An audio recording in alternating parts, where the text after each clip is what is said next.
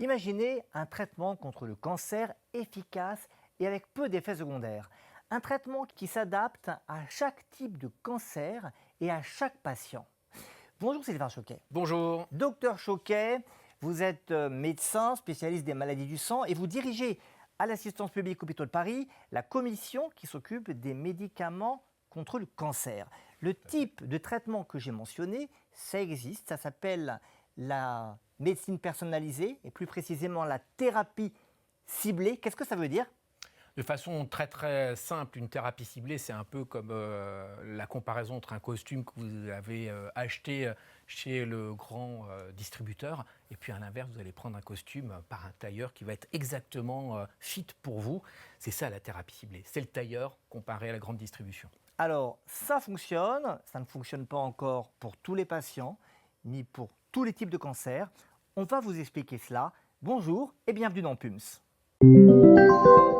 Alors, pour être très concret sur ce sujet, regardez cette une de presse en 2001 qui mettait en valeur un traitement qui s'appelle l'imatinib et qui avait déjà été un énorme espoir pour le cancer avec, par exemple, ce cas, Victoria Reiter, 63 ans, qui pensait qu'il ne lui restait que quelques mois à vivre. Elle était déjà vraiment bien malade et elle a guéri grâce à ce traitement imatinib. Alors pour comprendre ce que fait cette thérapie ciblée, il faut d'abord comprendre ce que font aujourd'hui ou ce que faisaient les chimiothérapies classiques. Tout à fait. Les chimiothérapies classiques, par définition, elles ne sont pas ciblées. Quasiment toutes vont attaquer l'ADN que vous avez sur la table ici. Lorsqu'une cellule se divise, elle doit doubler son matériel génétique. La chimiothérapie va attaquer à ce moment-là, pour empêcher la cellule de devenir deux cellules. Elle casse l'ADN ? Elle casse l'ADN ou elle le rigidifie. Il y a différents types de mécanismes, donc différents types de chimiothérapie. Mais toutes cellules qui se divisent, le cuir chevelu par exemple, les muqueuses buccales, vont être attaquées par la chimiothérapie. D'où la perte de cheveux, d'où les douleurs au niveau des gencives de la bouche et les anémies, les globules rouges qui chutent. Alors ça marche bien, ça guérit des cancers, mais ça n'est pas spécifique d'un type de cellule. Donc on voit ici, sur ce schéma, des cellules saines et au milieu une cellule malade. Et donc avec ce schéma, on va vraiment attaquer avec ce traitement ciblé la cellule cancéreuse. C'est bien ça. Exactement. Alors les thérapies ciblées, elles se développent de plus en plus, mais il y en a depuis les années 90. Ça fait déjà plusieurs dizaines d'années. Oui. La première, en fait, c'est l'imatinib dont on a parlé tout à l'heure. Une vraie révolution. Un, première thérapie ciblée. Et deux, comme on l'a vu dans l'exemple de cette personne, elle pensait mourir. Il n'y avait plus énormément de traitements. L'interféron, on sait que ça ne guérit pas. Quand on ne réussit pas à guérir une leucémie myéloïde chronique, on se transforme en leucémie aiguë et on va malheureusement mourir. Pour la première fois, les chercheurs ont réussi à fabriquer une protéine qui n'existe pas dans la nature et qui va inhiber spécifiquement la protéine qui est responsable de la tumeur. Cette protéine, elle est due en fait à un copier-coller entre deux chromosomes qui va fabriquer une protéine anormale, responsable de la maladie, mais qui n'existe pas. Donc si je cible une protéine qui n'existe pas, en théorie, je ne vais pas taper sur d'autres cibles dans l'organisme. Donc il fallait savoir qu'il y avait ce type de protéines sur les cellules malades. Il faut connaître le patient, il faut connaître sa tumeur. Est-ce qu'on peut dire qu'avec cette thérapie ciblée, finalement, les médecins vont décrypter le mode d'emploi de la tumeur, son mode d'emploi pour se développer? Alors en effet, c'est peut-être dans l'autre sens, c'est le fait de bien connaître le mécanisme de développement des tumeurs, la tumorogénèse, grâce à laquelle on va pouvoir cibler, tiens, cette protéine-là, je pense qu'elle est importante, telle autre, je pense qu'elle est importante. Et puis maintenant, c'est quand je suis résistant à telle inhibition, peut-être qu'en aval, je vais pouvoir inhiber une autre protéine. Donc on va vraiment dans la finesse maintenant avec tout ce qu'on connaît sur les tumeurs. Et donc on va chercher dans le mode d'emploi le tendon d'Achille de la tumeur. On va le comprendre avec un autre exemple, l'exemple JAK2, ici, très simplement. JAK2, qui est une protéine qui a un effet en situation normale et qui va être malade dans certains cas. Racontez-nous ça. Alors, la protéine JAK2, physiologiquement, elle est un peu un interrupteur entre je mets en marche, j'allume, ça c'est quand j'ai pas beaucoup de globules, en l'occurrence on voit là des globules rouges, donc j'ai une anémie, JAK2 se met en marche, je fabrique beaucoup de globules rouges. À l'inverse, j'ai assez de globules rouges, l'interrupteur se met en off, on arrête de stimuler. Donc c'est régulé. C'est régulé. Si j'ai besoin de plus de globules rouges, paf, on allume. Exactement. Si on a besoin de moins, on éteint. Exactement. Et là, on a Jack 2 muté. On voit bien que ça ne se passe pas tout à fait comme Qu'est-ce ça. qui s'est passé? En gros, on a allumé de façon continue, c'est Versailles ici, et on laisse les lumières allumées constamment, donc on prolifère, on ne s'arrête plus, ça va s'accumuler. Et donc, une accumulation effrénée de cellules, c'est un cancer. Exactement. Et donc, si on parle de ça, c'est parce qu'aujourd'hui, on a un traitement qui agit là-dessus. Et oui, on a ciblé. une thérapie ciblée, le ruxolitinib, qui est spécifiquement un inhibiteur de JAK2. Et ces traitements, si on comprend bien, ils ont révolutionné vraiment la prise en charge de certains cancers. Oui, alors les inhibiteurs JAK2 ne vont pas guérir, mais vont très nettement améliorer la qualité de vie et prolonger la survie de ces patients-là. Contrairement à l'autre médicament, l'imatinib, qui pouvait guérir des patients. Mais c'est quand même un progrès qui est majeur pour ce type de patients. Alors là, on a parlé des cancers du sang, avec des leucémies, mais ce type de thérapie ciblée concerne également les cancers solides, et notamment le cancer du sein, avec une forme particulière qui est dite HER2 positif.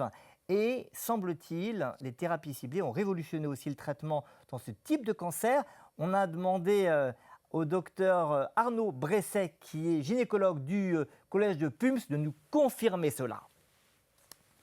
Oui, effectivement, Boris, le cancer du sein a aussi ses propres thérapies ciblées, avec notamment les molécules anti-HER2 qui vont cibler une protéine qui est sur la paroi cellulaire et qui, associée à de la chimiothérapie, va les traiter de manière préférentielle.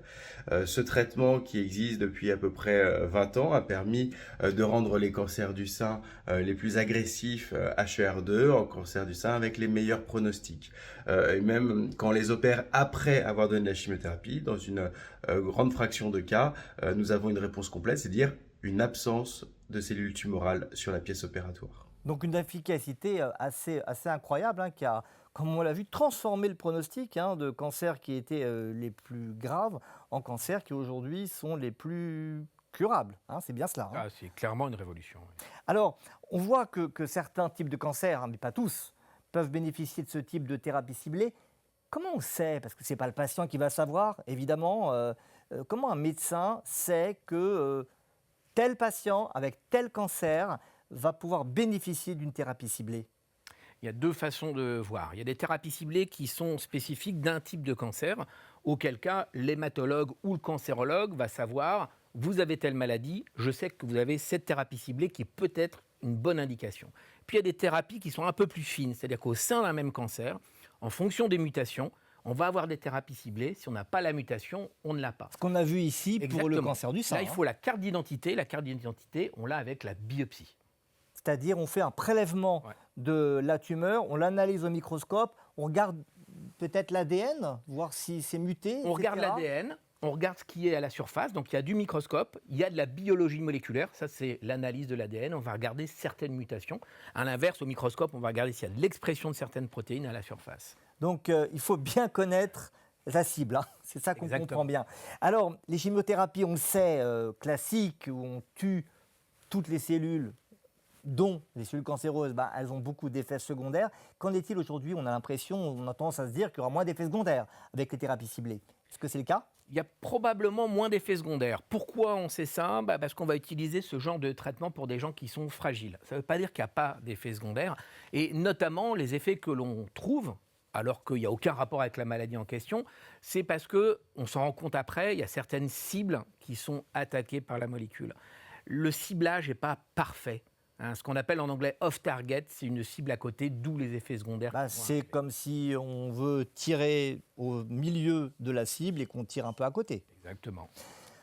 Merci beaucoup pour ces explications très claires. La question que je me pose aujourd'hui et qu'on se pose tous, c'est à quelle échéance on peut imaginer que tous les cancers bénéficieront d'une thérapie ciblée? Alors on ne va pas vous demander de faire des prévisions précises, mais un ordre de grandeur, c'est une question de quelques années, de quelques décennies? Alors, peut-être difficile de dire tous les cancers, beaucoup de cancers, ça c'est certain, mais comme on l'a vu dans une autre émission que je vous conseille de regarder, qui est sur l'immunothérapie, il y a deux voies un peu de recherche actuelles hors chimiothérapie. Thérapie ciblée, c'est l'avenir de la description des tumeurs et puis de la chimie, vraiment de synthèse qui permettent de trouver ça. En cancer solide, il y en a vraiment beaucoup, peut-être un petit peu moins en hématologie. tous les cancers, je ne sais pas, peut-être d'ici 10 ans, probablement que tous les cancers auront au moins une thérapie ciblée. Donc si vous regardez cette émission en 2035, eh bien peut-être que les choses ont bien évolué. Merci beaucoup Sylvain. Merci. Effectivement, on vous recommande de regarder nos autres émissions. Vous connaissez PUMS. PUMS, ça veut dire pour une meilleure santé. Avec notre collège, plus de 60 experts, on est là pour vous donner de l'information fiable, des conseils pratiques pour le quotidien, de l'information qui vous permet de faire le tri entre ce qui est vrai, ce qui n'est pas vrai, fake news, parce que on est tellement abreuvé d'informations que c'est parfois difficile de faire le tri. C'est ça le but de PUMS, de vous aider à vivre mieux et plus longtemps en bonne santé. Et on vous encourage dès maintenant à aller voir notre autre émission sur l'immunothérapie. C'est quelque chose aussi. Ouais, c'est très bien. Merci à vous de nous avoir suivis et à très bientôt sur PUMS.